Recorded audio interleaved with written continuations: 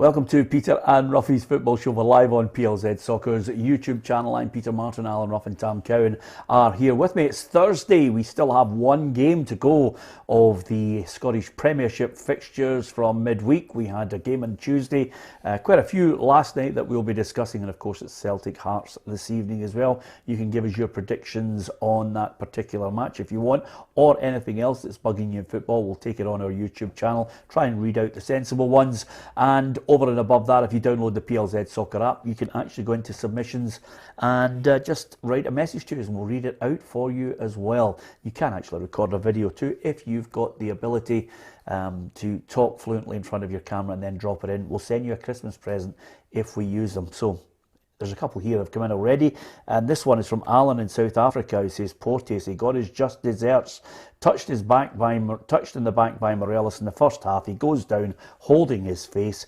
Embarrassing, says Alan. This one here from Derek, who's just outside Perth, he says Tom McManus is right about St Johnstone being in the relegation mix.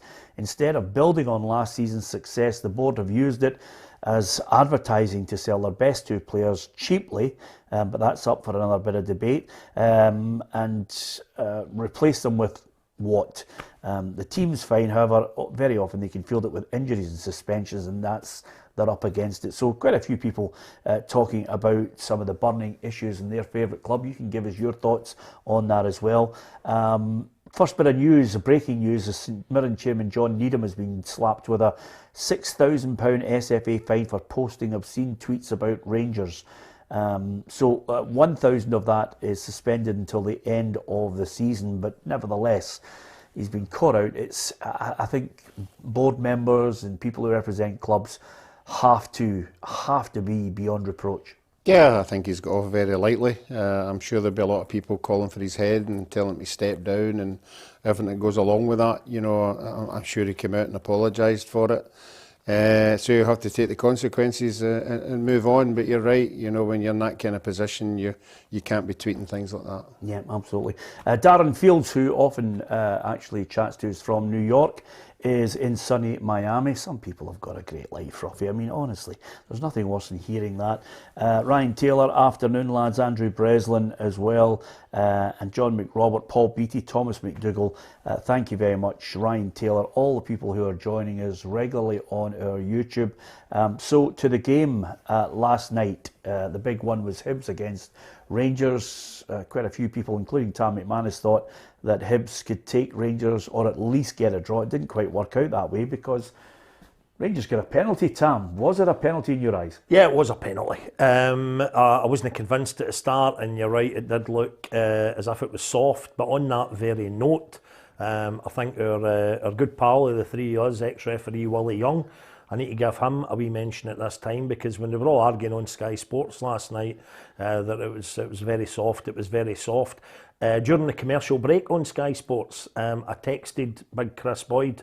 It was Willie Young's line about if a boiled egg is soft-boiled, yes. It's still a boiled egg. And that. lo and behold, Big Boyd, no even a credit for Willie Young. He said it much to the delight of Kenny Miller and Ailey Barber, you know. And for this guy that normally gets lacerated left, right and centre, it was like listening to Mark Twain. And they were almost applauding. Oh, what a lovely line. But yeah, so Willie Young's line that was that I was only too happy to pass on to Big Chris. But yeah, I do. On Chris Boyd, by the way, can we just say, I thought he played a blinder last night, because the bottom line is, when are we all going to get the poles out our backsides and start thinking, you're meant to have a laugh about football? When Ryan Porteous did his Do I Look Happy line, yes, with the wee dig at Stephen Gerrard, there was Rangers fans, certainly Rangers fans of my acquaintance, that thought, oh, good on him, that was a good laugh and all that. And then when Chris Boyd last night, when they're showing the replays of the penalty and Ryan Porteous is pleading to the ref and all that, and he says, Ryan Porteous here, he looks unhappy.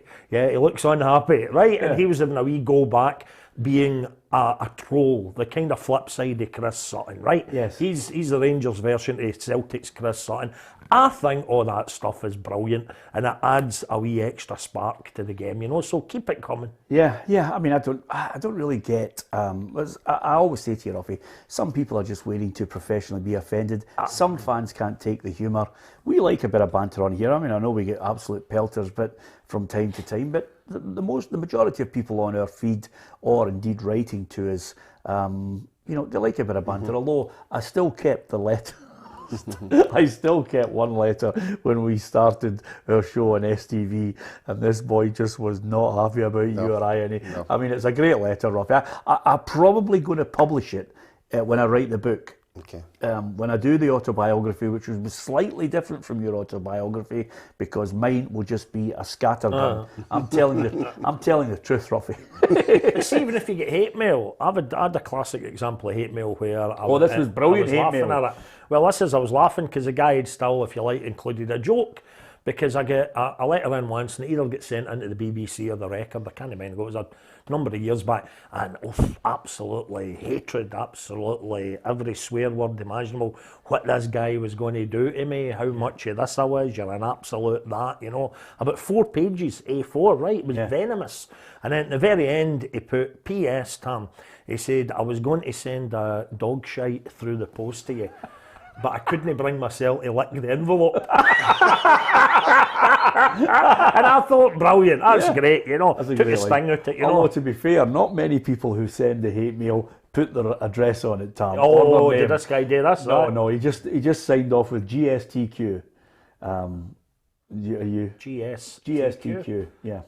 Oh, God save the Queen. Yes. Right, okay. So he just absolutely annihilated us, and it's a lovely wee. It's on a notebook. He'd written it on a notebook. GGTTH. GGTTH. Is that not go the Hibs? Glory to the Hibs. Glory to the Hibs. If anybody's got any other ones of those who'd like to say, there you go. He automatically goes into BBC mode. Don't forget, send us this.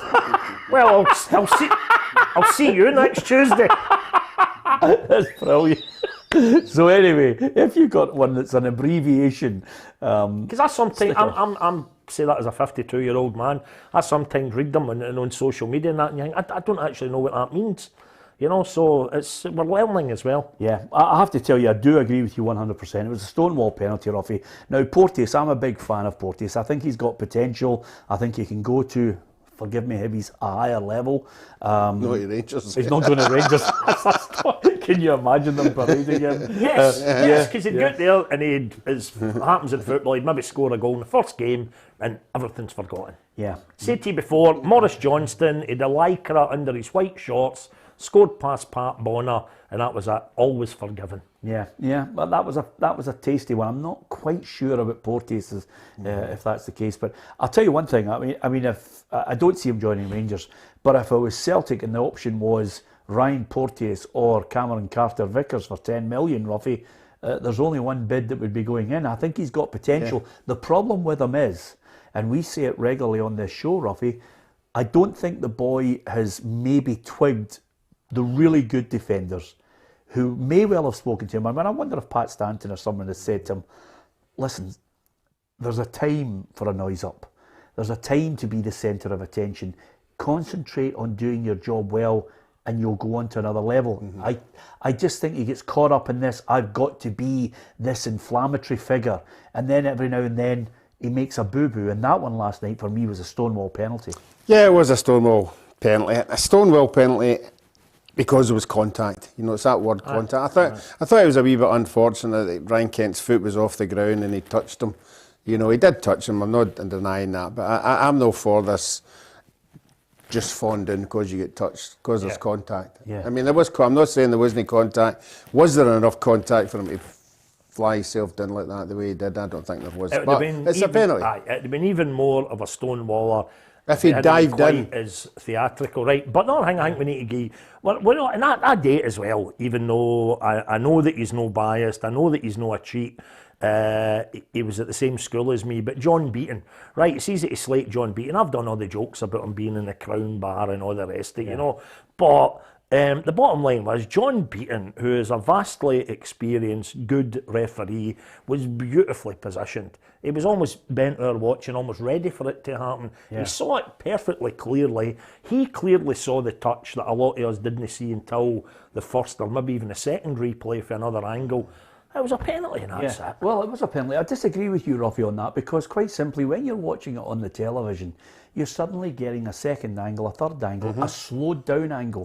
Ryan Kent's playing at pace, and he's shifted the ball onto his right, and at that point, this is when he puts the foot in. So when you're playing at pace and you shift that ball, if somebody hits you, you can't go down like that. I mean, I didn't see it as over theatrical. I just thought, how stupid can you be? This boy clearly wants to put the ball onto his right foot. Know your players. He's going onto his right so they can get the shot right on the D. And by the way, Ruffy, he goes and puts the challenge in, and he's got a player next to him who's a Hibs player who could easily have blocked the shot off. It was stupid. But at full tilt, Ruffy, I don't think that was theatrical. Well, I just not to say that you're not right. No, I'm just saying, you know, it wasn't a lunge in to trip him. He put his foot there, and in all fairness, he tried to pull his foot back out. But when he was pulling it out, that's when the contact was. And there was contact, and you're right, Beaton had a right good look at it. And as you said, he's only got one look at it and one decision to make, and he made the decision. You know what, Peter, I think we should be thankful to Ryan Porteous for.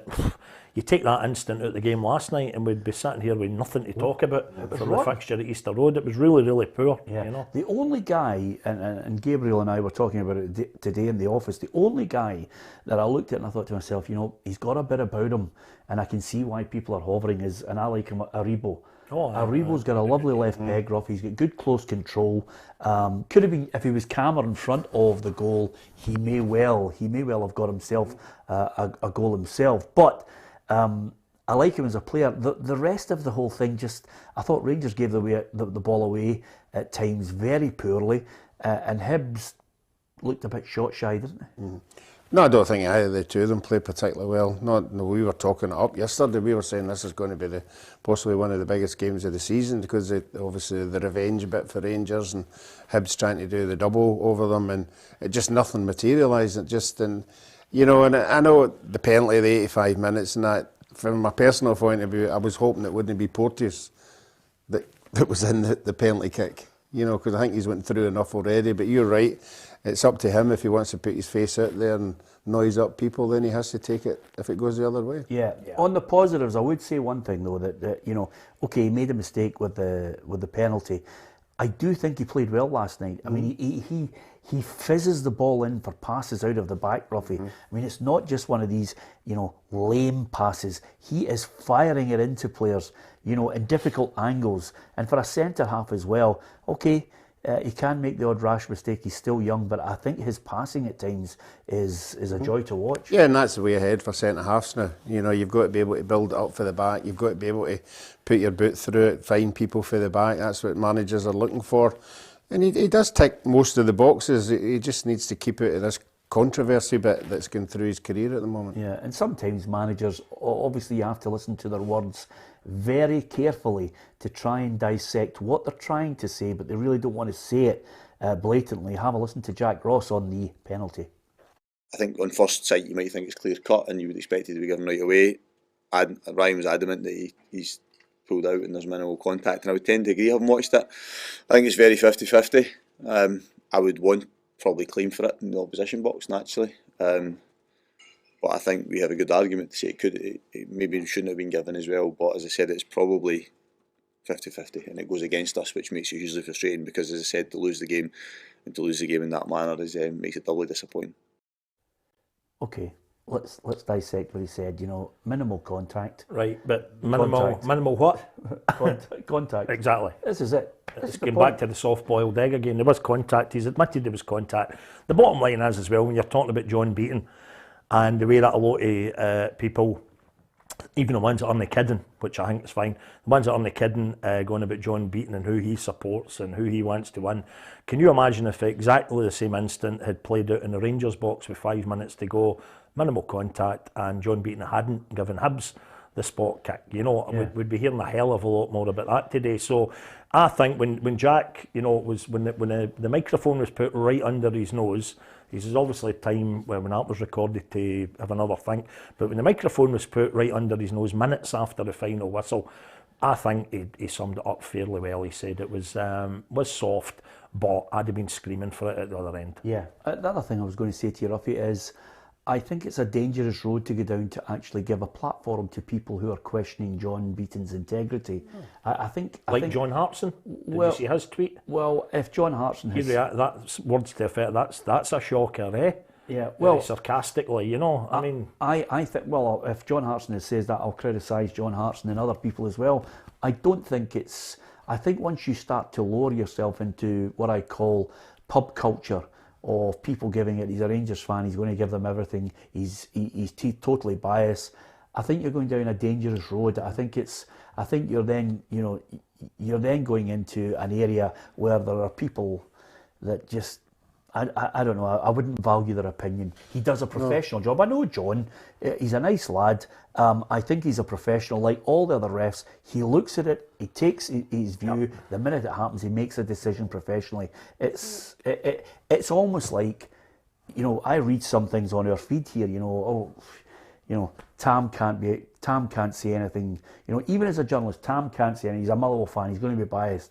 You know, I get pelters on here from some people who would think, even if I am fair, would say, oh, he was brought up a Celtic fan, he's never going to do that. They don't care about your journalistic background. You know, don't know about you. You've played for that many clubs. We don't know what your opinion is. No, I think people have to realise that these referees are ambitious as well. They want to get on in the game, and you don't get on in the game being a referee and getting to Euro finals and World Cup finals if people think that you're biased or make stupid decisions or whatever. They have to be squeaky clean in everything they do. Yeah, they get it wrong, and the reason they get it wrong is because they've got to, as we say, they've got to make a decision there and then. And Peter, see if we stay with John Beaton as the example here, a referee that's perceived to be biased towards one club. I wonder then, John Beaton had done so many high-profile games over the last few years. If John Beaton was biased, and if he was trying to get Rangers to win every game that he was involved in, or Celtic to lose every game of theirs that he was doing, how on earth did Celtic manage to get a quadruple treble? Yeah. Surely John could have tripped him up somewhere along the way, one of the cup ties or something, or an important league game. It is an absolute nonsense. Yeah. It really is. Stockstein used to say, just make sure you win the game with your efforts. You know, regardless of whether you think you've got a dodgy refereeing decision against you, if you're a good enough team, you'll win the game. Stephen McNeil has posted a message there saying the referees should have to declare what team they support. Why? Why? I mean, Stephen, would you go into your work and have to declare what team you support so that somebody can have some kind of tainted view of you? I just don't. That calls into question anybody's professionalism. I don't get it, Ruffy. No, I don't get it. We know most of the referees that are retired, and they do have a wee preference for a particular side, but never ever, I would say, is a judgment, you know, to be spoken about when they're refereeing. The referee as they see it. And by the way, I am not against people saying, by the way, John Beaton's a poor referee. That's an opinion. Yep. That's fine. If you think he's got certain things wrong, which we value on here, people saying they don't think it was a penalty, that's fine. That's your opinion. You know, I'm giving you it from my point of view. Tam said it, Ruffy said it. Some other people might think, oh, he dived, he's at it. It should never have been a penalty, or the referee is consistently bad. That's an opinion. But to question his professionalism and suggest for a minute, oh, well, we know he's a Rangers fan and he's clearly favouring them, I think it leaves a lot to be desired. Anyway, apart from anything else, Giovanni van Bronckhorst, well happy with it. 7 points clear of Celtic before they play on the Thursday against Hearts. This is what he had to say. And again, this is a man who was talking about playing different styles, different teams, changing the style eventually of Rangers. I had to pick my 11 and change the game with my subs. That's my role, to see what the team needs at certain moments of the game. It's a tough opponent and they're a good side. They are very well organised. To keep the clean sheet here at Easter Road is massive. We knew we always get our chances and we scored from a penalty, and after that we controlled the game with the substitutions. I'm very pleased with the win, and that is the case because, you know, there was still time for Hibs to try and threaten that Rangers goal. They just weren't able to do it, Robbie. No, I thought Rangers at times just thought, this is how we close this game out. Yeah, and the subs again came on and did their bit. I mean, they did it last year. You know, it was a big strength in the Rangers team. You know, people coming on the bench and seeing the game out or winning the game or whatever, and it happened. It happened last night. No, I think Hibs will be disappointed that they never put Rangers under more pressure and more chances at goal, more shots at goal. So they'll be disappointed. But when you lose a game in the 85th minute, it's a sore one to take. Yep. Okay, that's Rangers against Hibs at Easter Road last night. Thank you very much to so many people for their opinions on it. It's a red hot topic. Everybody's been discussing it. We've had our say. Also, just as far as players coming and going, we're getting near to the mad time, January transfer window. Ryan Kent said his immediate future is playing for Rangers. Of course, he was sad to see Steven Gerrard go, and 2 and 2 always makes 5 in the football world, Tam, because you know there's a suggestion that Steven Gerrard is going to come and raid everybody at Rangers that he wants, that pick the cherry on the top of the cake. Well, the one thing that you know, even the Rangers fans accepted about Steven Gerrard going is that forget about who's the best known club or anything like that. They certainly have got more money. Of that there is no doubt. Everybody's aware of the riches that are at Aston Villa's disposal. So I think the key thing here now, if you're a Rangers fan, you're thinking, right, if Steven Gerrard does fancy any of our players, if he does fancy Nathan Patterson, let's say, there's another name that keeps getting mentioned, we at least hope at the board are good poker players and we can get every last penny that we think we should be getting from a top English club. Financially, like Aston Villa, we don't want to get caught short here. We don't want to let players go in the cheap, because it would appear to all and sundry. I know they maybe suggested otherwise at the AGM. I think Stuart Robertson said, you know, nobody's putting a gun to their head. We don't have to sell a player, but it would appear that they do have to get some players out who are going to bring the money in. Yeah. And I just hope if I was a Rangers fan, that they can stand firm and get Aston Villa to pay the do-re-mi. Yeah. Other games last night. How many points did you get last night, Ruffy, in the predictor? 6. I get 7. Yes. So that 5-pointer was Pittodrie. Yes. Aberdeen. I just had a feeling that we're never going to slip up against Livingston, my tip for relegation. And so it proved, because the boy Hedges, he took his first goal really well. Could have had another one as well. He's got a great left peg on him. But I have to say, if there's anybody leaving Scottish football, it's him in January. Yeah, it certainly is. Tam keeps us up to scratch with that one. You know, seems the Blackburn have already had a bid turned down, and the boys made it in no uncertain terms. He wants to go down to England, so it's unfortunate. I mean, it's not the first player that Aberdeen have lost and down to the Championship or whatever. It just shows you the clout that's down there. But it's a win, and we said yesterday he needs a win. He needs a win to get the pressure off, and the pressure's off now. And now they've got another home game on Saturday, you know, and I would expect them to be a top 6 team. But again, Livingston were in it, but never really in it. You know, I just they got thought, a man sent off at 1-0. Yeah, I know, but they set the stall out away from home, know, to be really hard to beat, which is fair enough. Yeah, I actually thought they could have been down to 10 men earlier, Tom. I thought it was a bad tackle. The first I didn't think that was a second booking. Yeah, but the first one was a bad one. Yeah, but the second one wasn't. I don't think the second one was a booking. I know, we've seen different decisions for very similar instances, but immediately I was full of the festive spirit almost. But even Ruffy saying there that, you know, I think Aberdeen can get in top 6. I mean, is that the best we're hoping for now for Aberdeen? Yeah, I mean, because they're mediocre, Tom. I know, but the thing is that looking, I was probably saying this 10, 15 years ago, but as much as we always think, I wonder if Hearts can put a wee dent in the old firm. I mean, we're fast approaching, don't forget, we're fast approaching 40 years since anyone apart from Rangers or Celtic won the title. You know, it's a long, long time. The anniversary will be with us relatively soon.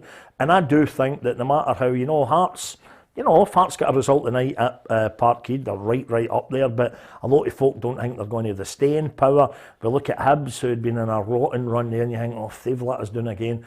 I do think that with Aberdeen, if they could, I don't know, BP or Esso and the oil, you know, Aberdeen is still relatively the oil capital. Why do you see this point you're making? Yeah. I get slaughtered for it 6 weeks ago. Why? Because I suggested if James Anderson really, with the money he's got, for Hearts, would just say, here's 10 million. I remember you saying it, Here's 10. I get battered on this You were shit. saying about doing it in the January transfer window. If they're still up there, They're still up there. Give them 10 million. Say, there go you and go. buy a couple of players, flair players Yep. that they wouldn't normally have paid, and say, look, let's have one tilt at it, because Rangers are not firing on all cylinders. It's not a runaway league for them yet. No. And Celtic are in transition. Yep. Now, admittedly, a lot of Celtic fans will say Ange Postecoglou looks as if he's getting a good team Yep. together.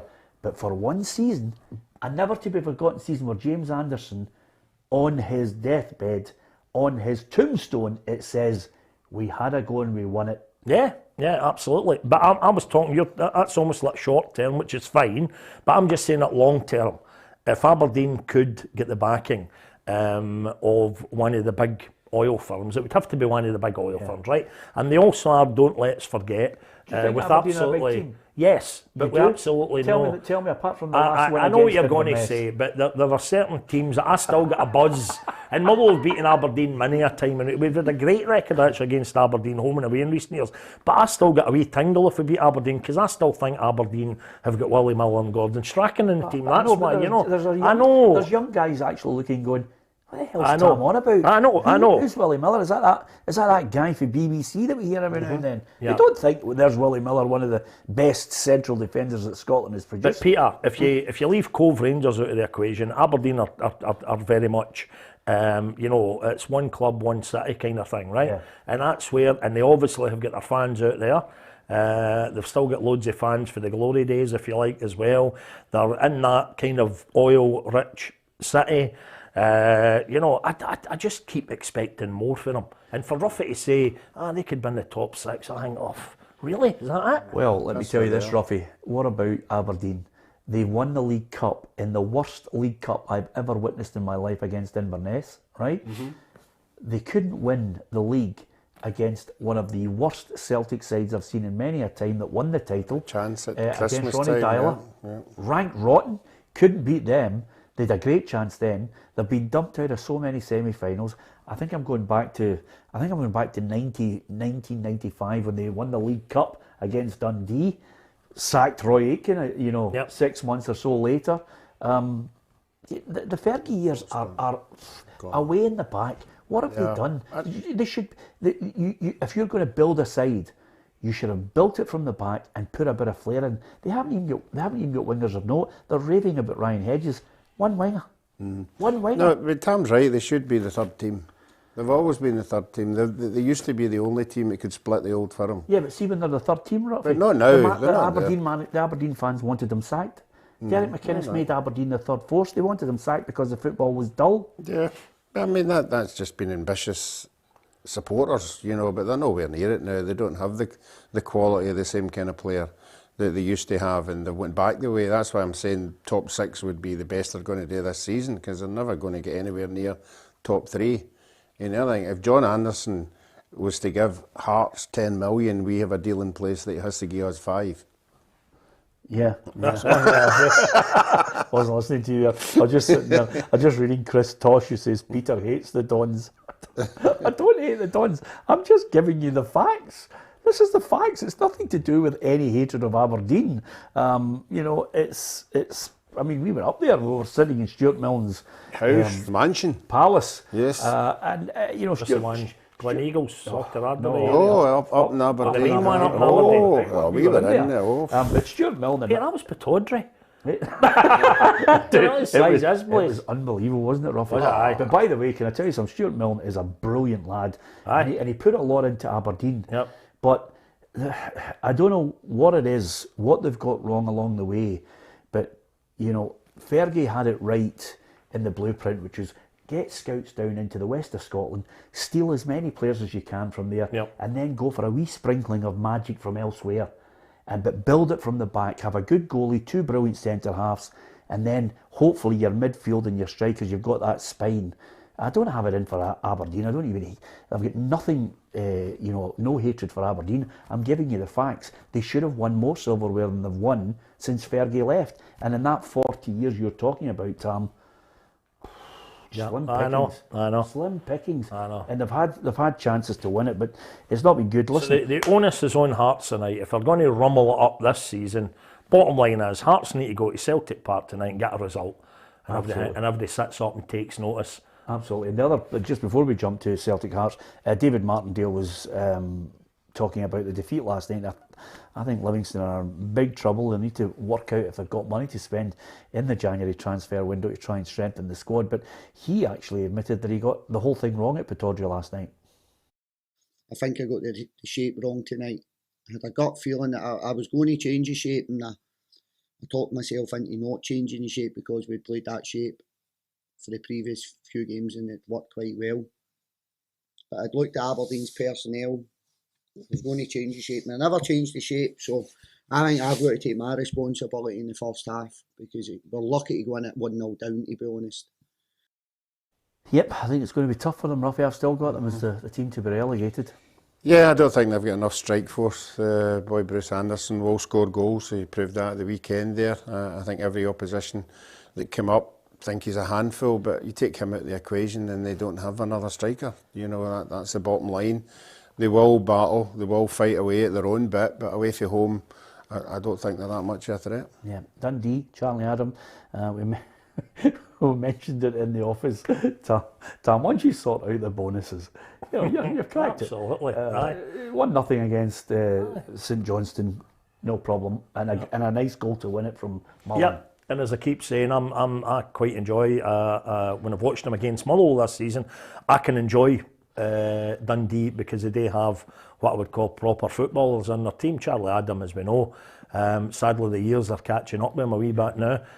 He's still a joy to watch, though, isn't he? It's class act. You know, there was one pass in particular he played out to the right flank last night, and it was just absolutely inch perfect. It was almost hit as sweetly as Bernardo's volley in the goal that I watched later match of the day too. But so you get Charlie Adam in there, and wee Paul McGowan. I remember back in his St Mirren days writing a column, and I described him as the mini Messi, and he was absolutely great. He is still great to watch, you know. Yeah. And if he just shaved off that bit of hair, it'd be even better to watch. The mane at the front. I wonder sometimes about players, they just persevere with it. No point in talking about your mullet, Ruffy, but Tom, is there out with Coop? Because Cooper was just a genius at Motherwell. Was there an older player? You know, Charlie's strutting his stuff at Dundee, and the Dundee fans love him. He's a class act. Was there an older player other than Coop that came to Motherwell that you thought, oh my God? Yeah. And I'll tell you this, and I've told him to his face about this, that I've felt sorry for him ever since. Bobby Russell. Yeah. Because we get David Cooper in 1989. We get Bobby Russell, who came to Motherwell at the same time in the summer as Jamie Fairley. There's the name. Remember Jamie Fairley? They came to Motherwell at the same time, and Bobby Russell was just, you know what sort of player he was. He was majestic, you know. Here was a class act in the middle of the pitch, and he was brilliant. He scored an absolute, it was a famous one. He was known as the Shimmy King to the Motherwell fans. One goal that he scored at Parkhead against Celtic, I think it might have been 1990, where it was like a start to Saving Private Ryan. He had all the Celtic players, they were all just skidding about as he was shimmying, lying on the deck, Peter Grant every day, right? And then he blasted it by Pat Bonner, and it was an amazing goal. But I don't think Bobby Russell ever get the credit he deserved, but lo and behold, in 1989, when everybody says, oh, that's when Davy Cooper came, that was also when Davy Cooper teamed up with Bobby Russell, and was suddenly the two of these guys. And when you think back as well, compared to modern day players, they weren't actually old. You know what I mean? They were just seen as the veteran players of that era. But when with the two of them together, most famously, when they teed up a wee 1-2 between themselves, beat Rangers 1-0, midweek game, October 1989, late into October, and Motherwell went top of the league. And that was you know, you don't get moments like that too often as a Motherwell fan, you know. No. But Bobby Russell, absolute class act. And when you think of it, the Hibbies, I always think of Frank Sosie. Yeah, well, Frank Sosie's a legend. You know, if you ask any Hibs supporter about the players that have came, foreign players that have came to the club, he's the automatic choice, you know, and obviously come back again. And they loved him because they'd so much ability. But supporters like Tam and that love people with ability. You love somebody who can spray the ball. And I noticed that last night with Charlie.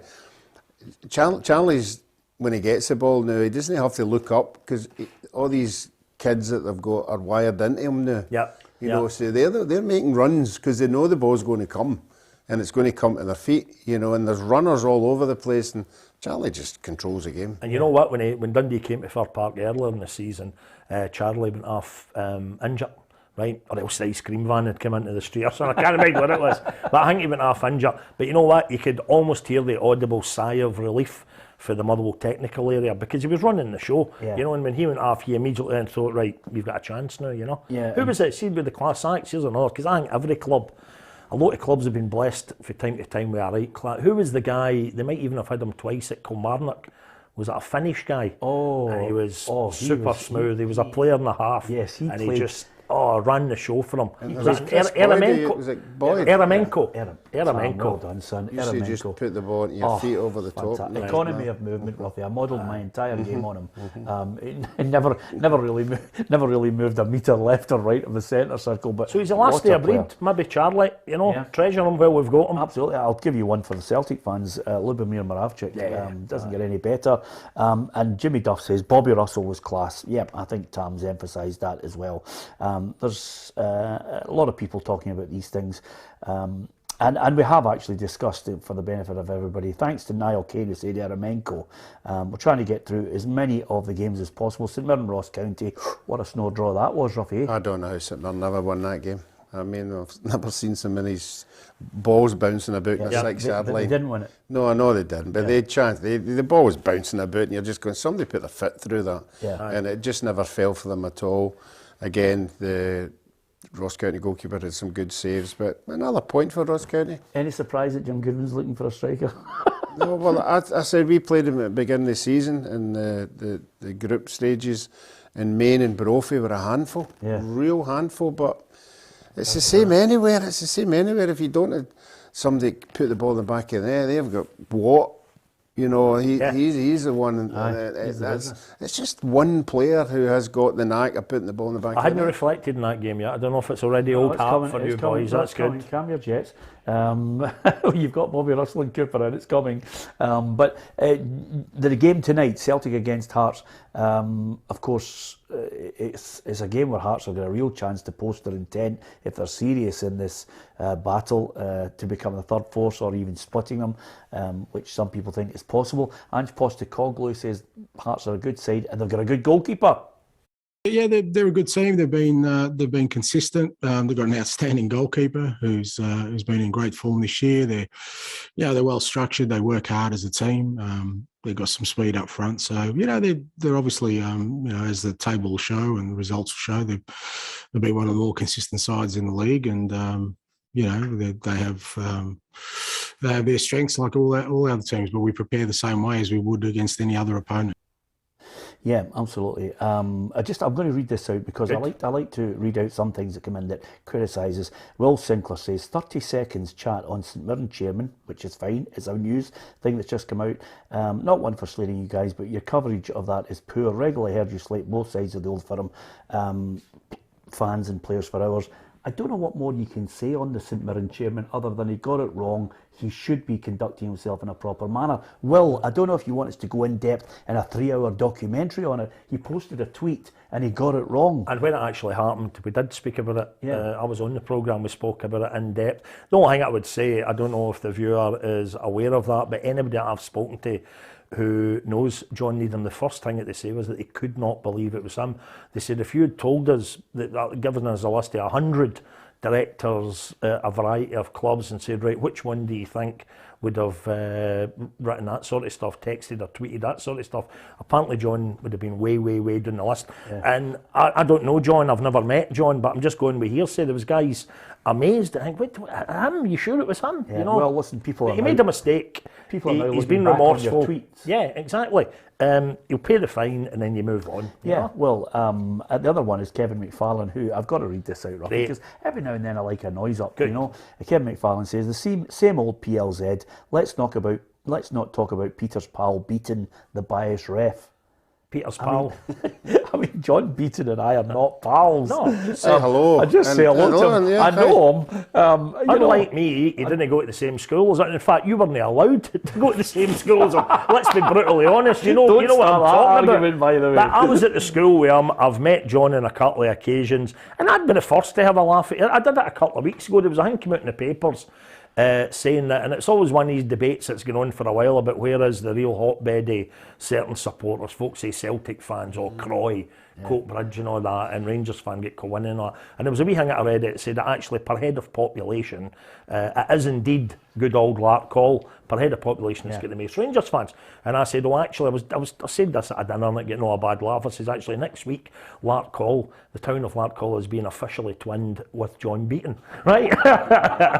And it was fine, the boys get a laugh. But if John's watching this, if John was sitting here, that's just a laugh. But you know and what, a joke Tam? and a carry on. You don't take that stuff seriously. You could walk down Buchanan Street in Glasgow and you're never in the same world as some of the complete and utter Oh, I nuts know. that talk about these things. But in saying that, we gave the whole St Mirren chairman enough time on it, Will, because it's a football show. We like to mention them because if we don't mention certain misdemeanours, other people actually have a go at us. As far as John Beaton being my pal, I couldn't think of...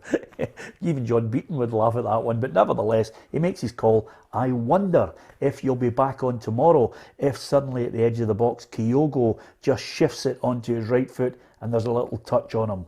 I wonder if there's a penalty then, whether there will be a hoo-ha. It might be the other side. That wee video was doing around this week, the guy, it's meant to be Kyogo. Here is Kyogo at home, relaxing. Have you seen it?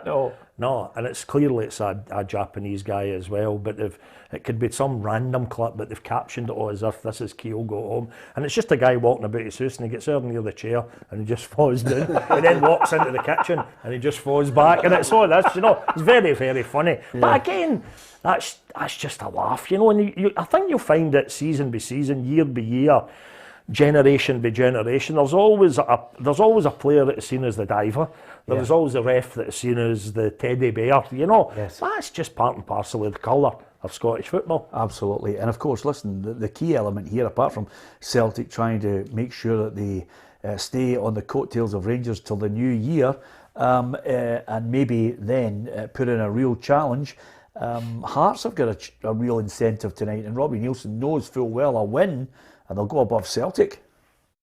Also getting the result of the weekend is great for us, and it allows you then to go there with the confidence to go and take your game to Celtic, and an opportunity to go above them and go into second place, which doesn't happen very often. It's a great opportunity for us, don't get me wrong. It's still going to be very, very hard. Celtic are a good team, but we have to go there with belief that we're going to go and put a performance on. You have to go after them, you have to go press, and then hopefully we can get the 3 points. Yeah, I love Robbie Neilson. This line is consistent at the moment. We have to get after them. We have to go and press them. I'm looking forward to this tonight, Ruffy. Well, this could be a belter. Well, I hope he does, because that makes it really exciting. I'm sure a lot of fans at Rangers and Celtic are fed up with teams coming and just sitting in and trying to nick nothing each or something like that. And you pay your money to see entertainment. So I hope he does go there, and it's an open game, because that's what makes it exciting. Goalmouth incidents in either half, and lots of goals, and I think he's very brave if he goes to Parkhead and comes out with an open style of play, because a lot of teams that have done that have been on the end of a wee bit of a hammer, and I'm not saying that's going to happen. But I really do think that Celtic are flying just again, now. even more annoying, you take maybe the Livingston approach recently, and for the poor Livy fans that maybe paid £26 a ticket, never laid a glove on Celtic, and they got the draw going away, but if Celtic hadn't missed a penalty at the death, then that'd have been just a deeply depressing day for Livingston and Livingston supporters. So I'm sure Hearts will not want that, just to kind of park the bus and then maybe lose still to a late goal. But you know what I'm looking forward to in this one? A couple of things. First up, is this your exclusive? No, the exclusive earlier was that it was Willie Young's line that Chris Boyd used live on Sky had Sports. Two. I had another one. It's about Motherwell. Right, okay. Come to that in a minute, okay? Right, okay. I'll tell you, I've basically bought the club. No, I've made it. you could.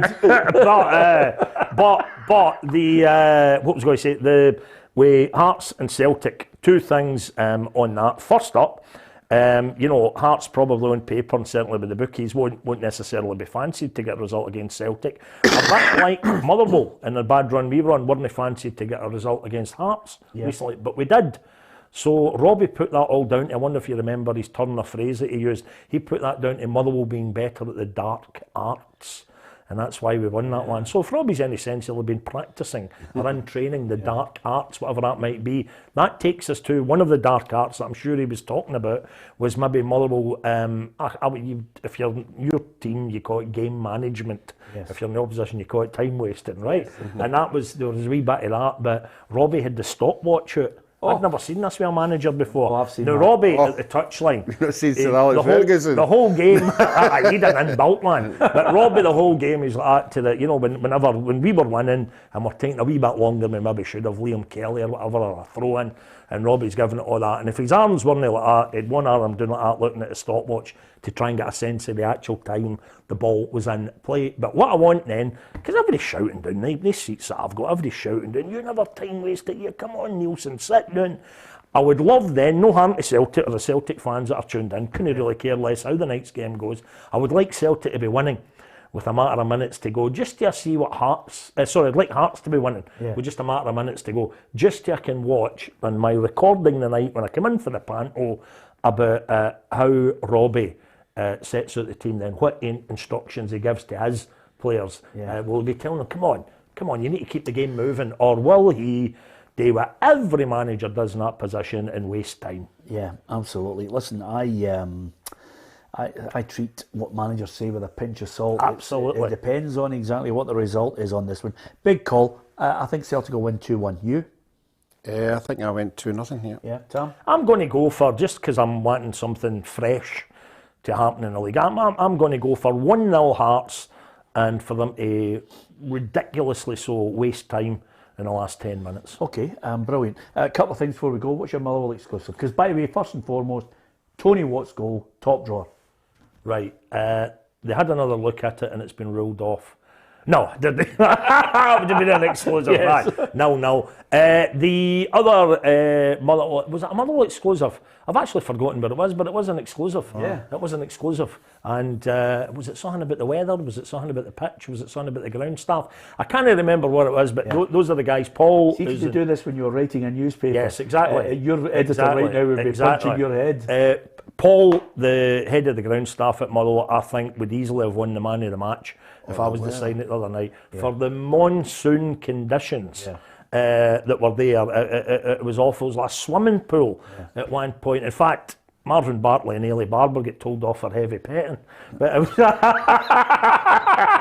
that's not the exclusive. That's out there. You're going to get in out trouble. There. And good luck to them. Lovely young couple. But the pitch was absolutely, it was magnificent. Is that right? Yeah, they've been putting nice wee things on social media and that, so they're a happy young couple. Okay. And that's that. There we go. I'm so glad I don't deal in tittle-tattle. Right. But if you didn't know that then. Was that the exclusive? That could have been an exclusive. No, right, okay. Tony Watt, you mentioned it, we talked about it earlier in the season. You say Tony Watt, you want the exclusive? Well, Antonia Watt as of next week. Suddenly, I think, settled down, happy, scoring goals.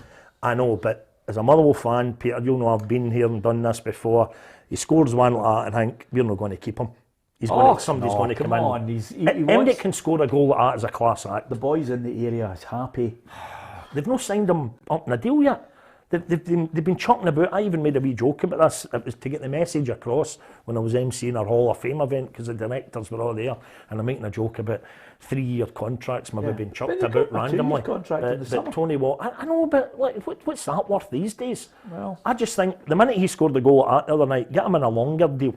Yeah. And if we do lose him, get a bit of the old do-re-mi. But what a goal. Well, I hope you keep him, because we want to see good players. I'd love to see Suter stay in the country. I'd love to see, Porteous and all the other players. I'd like to see Ryan Hedges stay at Aberdeen as well.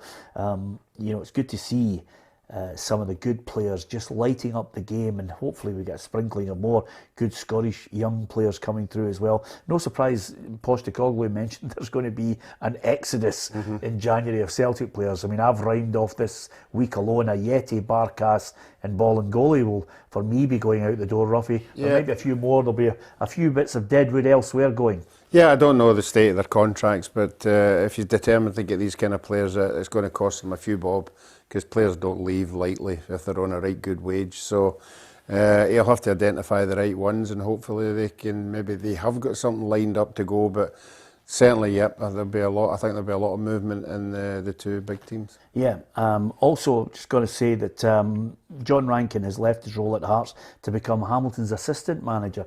We've had John. I'm sure you've had him on your show as well. Great lad. I really wish him well. I think he was a great ambassador as PFA chairman. I also thought he was a really good footballer. Hibs and Dundee United, to name but two of his clubs, and I think he'll pass on a lot to a lot of people. Have you had him on this show? Many times. Right, Yeah. aye. Many They can't have Rankin on Jonathan Ross's show though. Yeah. That's waiting to happen. Exactly. But he's a good lad. Explain that to Ruffy. Oh. No, it's not one. To be fair, it's not one of your better ones. You've had really, really good ones. Right, That's okay. That's the type of gag that I say, if you don't start laughing, I'll get him back on. It's all right. That's fine. So, wish him well. Well done, John. We really do hope that he's not the best picture of him that we've got. Ruffy. Who does he look like there? Well, I was going to say, if we put that back up, John looks as if he's completely and utterly startled on this one. I wonder what the circumstances of that photograph was. And of course, he's just come back off holiday. He looks like Ruffy, all tanned, bronzed looking John Rankin, but we wish him well. Just got to quickly mention, we mentioned Dalglish at the start and how everybody's talking about Mo Salah and his performances now. Listen, it was just great to watch him. Rafa Benitez, who was the Everton boss, painful to watch his side being dismantled by what he considers top drawer Liverpool. Because we made mistakes against a top side. So we have seen how much money Liverpool has been spending and how successful that has been in the last year. So it can happen if you don't do things right. And we didn't do things right. We made too many mistakes and we gave them the chance to score. And against any other team, maybe it will not be so bad. Against a top side with top class players, then you suffer and then you pay for that. Rafa, too many mistakes for Everton, but I have to say, Tam, he is at this point, and depending on how long he stays at Liverpool, he's going to be one of the all-time greats. Absolutely, and you know my kind of foolish, some folk would say, disdain for English football, but when I watched Match of the Day 2 last night, you see somebody like Salah, I was sitting there just purring like a cat almost, you know what I mean? It was absolutely terrific, you know. And, you know, any time he got the ball, and because it was the edited... Don't generally purr all the time. Because, well, some of them do. They can make other noises. They can, yeah. But some of them... That caught you. Because it's the highlights that you're seeing in Match of the Day. There was this lovely thing that when Mo Salah did get the ball, and because they would have to have edited it down, you thought he's just going to score again here because they wouldn't be showing something that just peters out, you know. But it was, I just think he's a joy to watch, and you may win me around English football yet, Peter, if it's always that quality. Yeah, absolutely. Listen, Mo Salah's a great. He's certainly he could be in the top 10 Liverpool players of all time now. I don't know how you feel about that, but listen, he could go as far as to replace Gerrard at number 2. But he's not replacing Kenny, to be honest. No, with you. he's having kittens at the thought of that. Yeah, absolutely. And on that note, we're at the end of the show. Still waiting on the second exclusive. Everybody was hanging. The second exclusive, it wasn't an exclusive, but see, it can be done, ladies and gentlemen. The wee kind of family thing I had to take care of on Tuesday night, which meant I didn't actually get to Fir Park. Right. Not that first in the monsoon, but I hate missing a game, particularly midweek. But I didn't actually know. I thought, why would that game be in the telly? I didn't know it was live in the telly until it was about 7 o'clock at night, by which time I was still engrossed in family duties, right? And I thought, so I recorded it. I got a wee bit of work done in my column for the Record today. I turned off the notifications on my phone so I couldn't get my mates saying that, you know, you open your phone, you say, what a goal for Tony want, you know what I mean? Yeah. And I went down the stair, opened a bottle of wine, and I watched the game at 10 o'clock at night, like the likely lads were trying to do back in the 60s. It is possible. It took me back a generation and a bit, because it's so hard to avoid a result now, you know. It was great. It was great. Absolutely. And at his age, staying awake at 10 o'clock all the way through the game. Anyway, listen, we've run out of time. Join us tomorrow. That's a catastrophe. I'm happy with that one. We'll be back tomorrow. Charlie Adam will be back here starting his stuff alongside Tam McManus, Ruffy and myself as well. Don't forget to hit the subscribe button, and if you hit the bell, you'll get all the notifications. Download the app and you can watch us whenever you want. And it's got all the breaking football news on the app as well. So if you want to stay up to date with things, then join the football family here at PLZ Soccer. From everyone on the Football Show, thanks for watching.